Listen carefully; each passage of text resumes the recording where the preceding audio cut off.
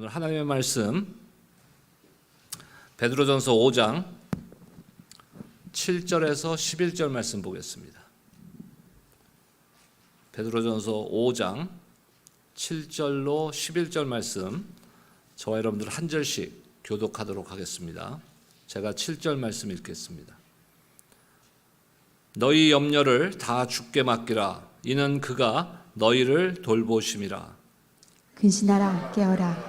너희 대적 마귀가 우는 사자같이 두루다니며 삼킬 자를 찾나니 너희는 믿음을 굳건하게 하여 그를 대적하라. 이는 세상에 있는 너희 형제들도 동일한 고난을 당하는 줄을 알미라.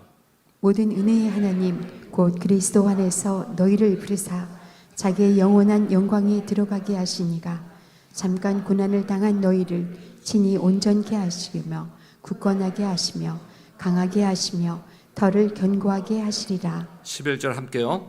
권능이 세세 무궁하도록 그에게 있을지어다. 아멘.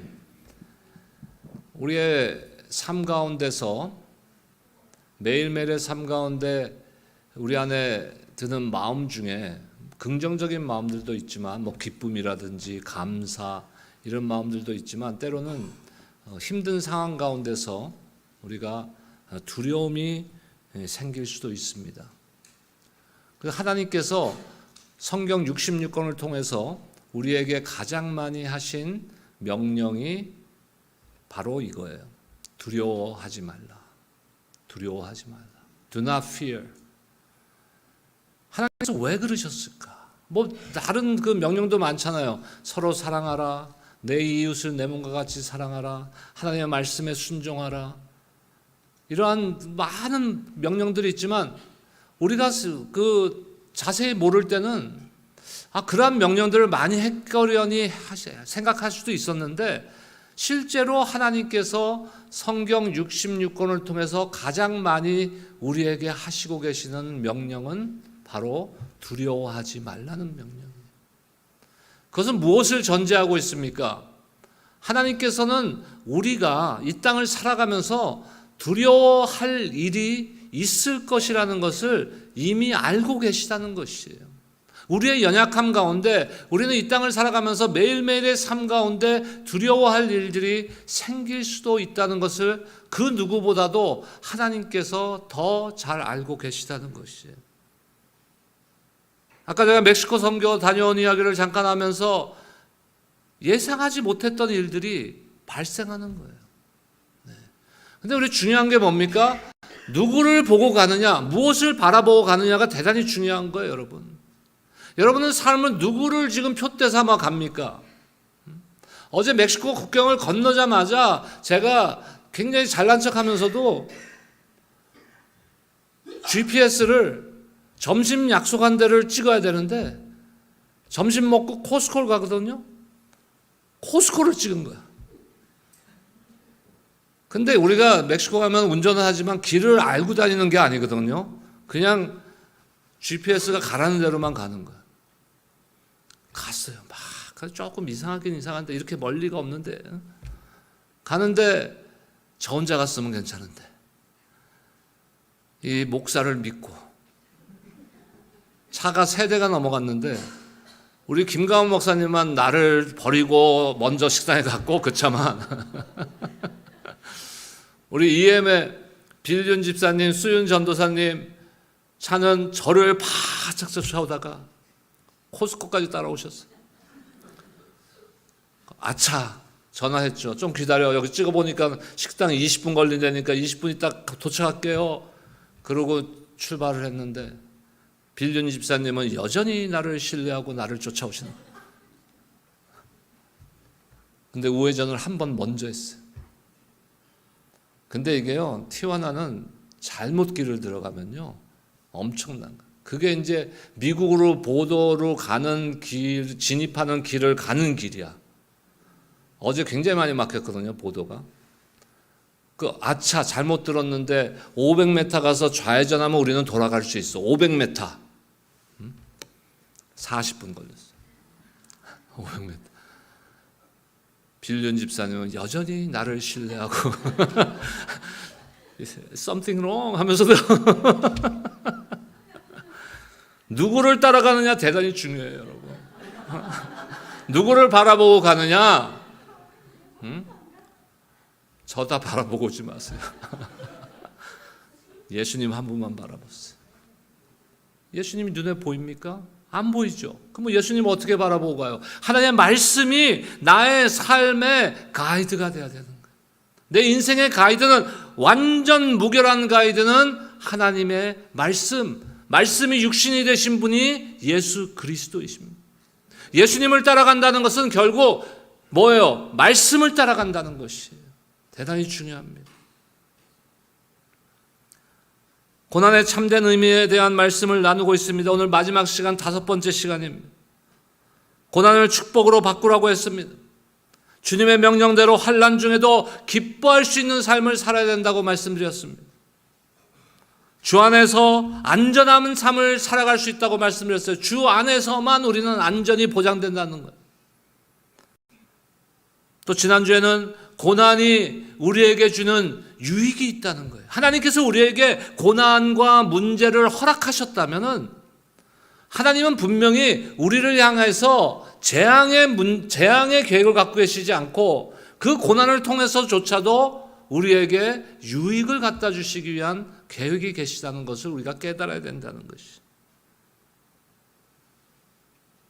오늘 마지막 시간인데 그럼에도 불구하고 하나님의 그 지속적인 끊임없는 축복, 끊임없는 말씀, 끊임없는 우리를 위한 격려의 말씀에도 불구하고 우리는 또 문제 앞에, 고난 앞에 두려움에 쌓이게 된다는 것이. 그게 우리의 인생, 우리의 연약함이에요. 그렇다면 어떻게 하면 이 두려움을 극복할 수 있을까? 오늘 그 말씀을 나누고자 합니다. 사람이 세상을 사는데 정신적, 육체적, 물질적 염려거리, 영적 염려거리가 항상 있어요. 항상 있어요. 그러니까 방심할 수가 없는 거예요. 방심할 수. 어제 우리 빌륜 집사님이 방심했죠. 목사님만 따라가면 돼. 방심할 수가 없는. 항상 우리가 어떤 일이 일어날지 모르는 거예요. 그런데 중요한 것은요, 우리의 모든 인생의 생사화복을 누가 주관하십니까? 우리가 믿는 하나님 아버지가 주관하신다는 것이죠. 특히 우리가 믿는 믿음은 뭡니까? 자기 아들을, 독생자 예수 그리스도를 십자가에 죽게 하심으로써 우리를 향한 사랑을 확증해 주신, 모든 것을 내어주신 하나님께서 우리를 그렇게 내버려 두지 않으신다는 것이에요. 그것을 믿는 것이 날마다 돌보시는 하나님이십니다. 그러므로 하나님의 백성은 그들의 모든 염려를 어떻게 하라 그래요? 주님께 맡기라고 지금 명령하고 있는 것이에요. 오늘 7절 말씀에도 너희 염려를 다 주께 맡기라고 말씀하십니다. 그런데 비슷한 말씀을 제가 시편에서도 찾았어요. 시편 55편 22절 보겠습니다. 우리 함께 한번 읽겠습니다. 시작. 내 짐을 여호와께 맡겨버리라. 너를 붙드시고 의인의 여동함을 영영이 허락지 아니하시리로다. 오늘 본문의 7절과 방금 함께 읽었던 시편 55편 22절의 말씀에서 동일하게 맡기라라는 단어가 나옵니다. 주님께 맡기라, 주께 맡기라. 근데 영어 성경에도 동일한 단어를 사용하고 있어요. cast. 저는 뭐 낚시를 안 하지만 낚시를 좋아하시는 분들은 캐스트란 단어만 보면 막 흥분할 거야. 이 바다 낚시 가면 릴 있잖아요. 릴을 던지는 거예요. 캐스트. 근데 멀리 던져야 이게 그 물고기가 많은 데까지 던질 수 있나 봐요. 그게 캐스트. 그러니까 던져 버리는 거예요. 저 멀리. 저는 그런데 낚싯대보다 우리가 그 호숫가 같은 데서 돌을 이렇게 던지는, 어렸을 때 우리가 해봤잖아요. 그 돌을 찾아올 수 있습니까? 바다나 호숫가에서 내가 돌을 이렇게 던져버렸는데 그 돌을 우리가 찾아올 수는 없어요. 뭐 가능성이 전혀 없진 없죠. 여러분들이 잠수복을 입고 스쿠버 다이빙을 해서 들어가서 찾으려면 찾을 수 있어요. 어느 돌인지 못 찾는 거예요. 가능성이 거의 없다는 거예요. 그러니까 여기서 말씀하시는 맡기라, 맡겨버리라는 것은요, 주님 앞에 완전히 맡기라는 것이에요. 아침에 맡기고 저녁 때 찾아가는 무슨 차일드케 하는 것이 아니에요. 여러분 맡겨버리세요. 맡겨버리세요. 우리 모두는 수고하고 무거운 짐진 자들입니다.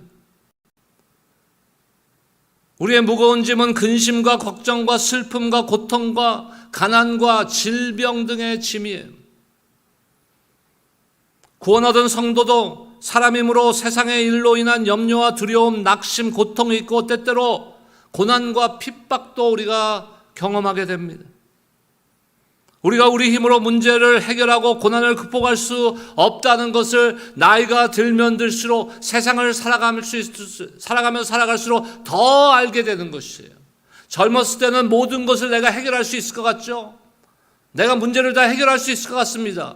그래서 제가 항상 말씀드리잖아요. 성숙해진다는 것은 내가 할 수 있다라는 것이 성숙함이 아니에요. 성숙하다는 것은 내가 할 수 없다는 것이 성숙해지는 거예요. 특히 신앙의 성숙함은 주님 나는 할 수 없습니다. 주님 도움 없이는 내가 살아갈 수가 없습니다 하는 것이 신앙의 성숙함이라는 것이에요. 만약에 저와 여러분들이 아직도 주님 이거는 내가 할 수 있어요. 나한테 맡기세요. 나 할 수 있어요 한다면 아직 미성숙한 거예요. 그거는. 주님 앞에 자꾸 맡겨야 돼요.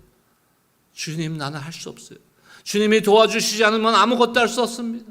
심지어는 여기 서 있을 수조차도 없습니다. 연약한 저를 불쌍히 여겨주시옵소서. 이 기도가 우리 기도의 가장 기본적인 기도가 돼야 되는 거예요. 사탄 마귀는 하나님과 주 예수 그리스도를 대적하고 교회와 성도들을 대적합니다. 그래서 우리에게 어떤 마음을 줘요? 두 가지 마음을 주는 거예요. 주님은 의지하지만 네가 할 수 있어. 이 마음도 사탄 마귀가 주는 마음이고 하나님도 너를 못 도와줘. 하나님이라고 너를 도와줄 수 있겠어? 이런 문제를? 병원에 가도 치료 못한다는데 하나님이 도와줄 수 있어? 이런 마음을 자꾸 주는 거예요. 그러면 어떻게 됩니까? 낙심하게 되는 거예요. 좌절하게 되는 거예요. 그러면 어떻게 해요? 나는 희망이 없구나. 소망이 없어지는 거예요. 그러면 두려움에 또 휩싸이는 거예요. 근데 사탄 마귀는 잠도 안 자. 우는 사자같이 성도들을 어떻게 하면은 그 고난의 문제 가운데 두려움에 빠지게 만들까? 하나님으로부터 멀어지게 만들까?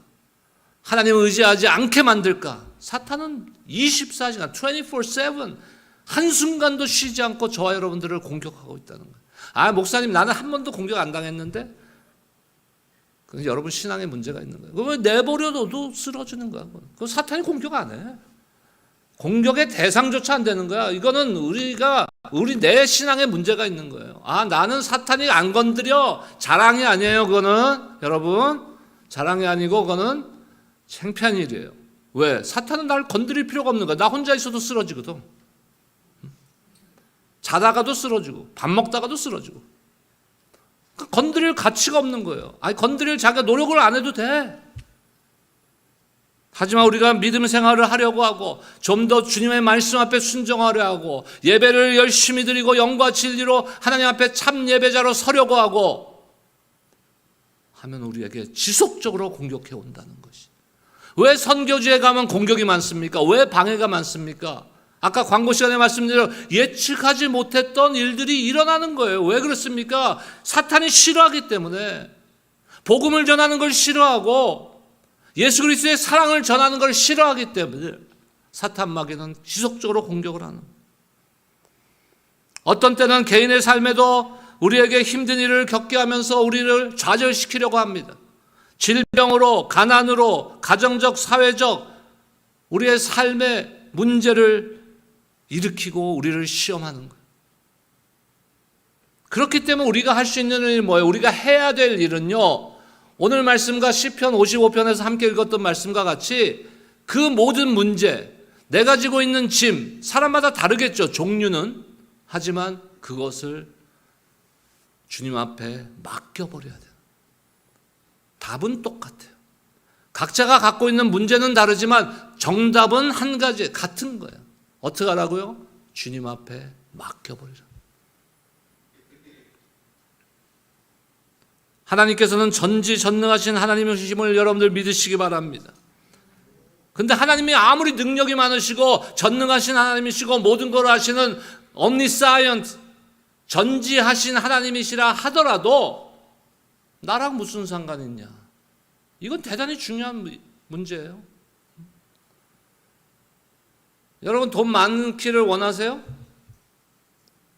우리는 돈을 다 돌같이 보시는 분들 많아요. 근데 돈 많은 사람 있어요. 세상에 돈 많은 사람들 많아. 누가 제일 많아요 지금? 뭐 관심은 없지만 어찌됐든 제일 돈 많은 사람이 있어. 그 사람 돈 진짜 많아. 엄청 많아. 뭐 수억 달러를 갖고 있을 수도 있어요. 근데 그 사람 돈 많은 거하고 나하고 무슨 상관이 있어? 하나님이 전지전능하신 하나님이라도 나랑 아무 상관없는 하나님이라면 아무 소용없는 거예요.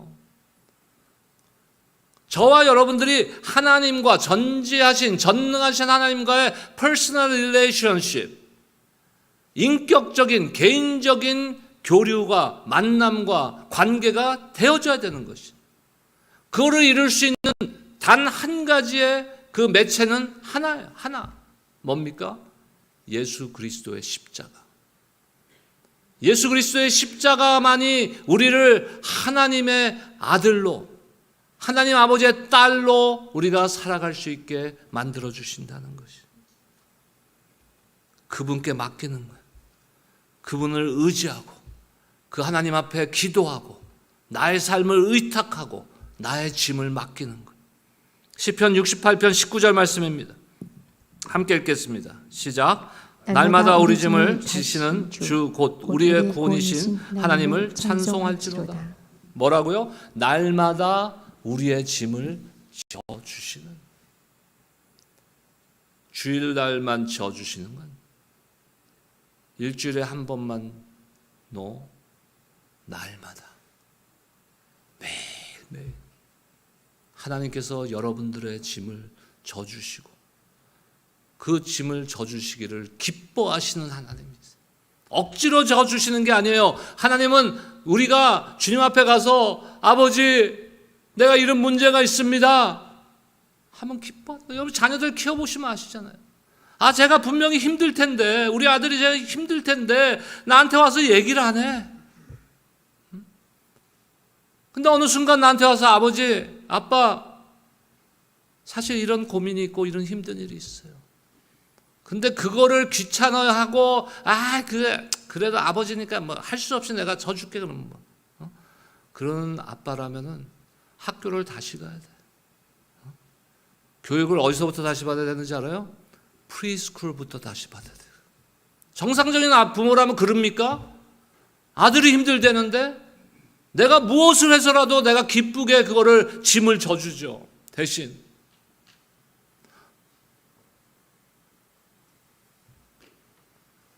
우리가 우리의 짐을 하나님께 맡기면 하나님께서는 어떻게 해요? 우리를 붙들어 주시는 거예요.